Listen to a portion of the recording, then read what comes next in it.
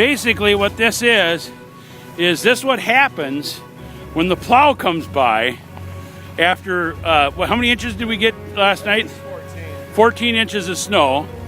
This is what happens to my next door neighbor. Mine was he actually shoveled last night. I didn't. Mine's a lot deeper. Hey, are you gonna make a fort out of this next too? Oh, I think we're gonna move into it. You're gonna move into it? Yeah, get a couple of lamps and a chair. Big enough. Minnesota, this is where we live like Eskimos in the wintertime. Because we're flipping stupid.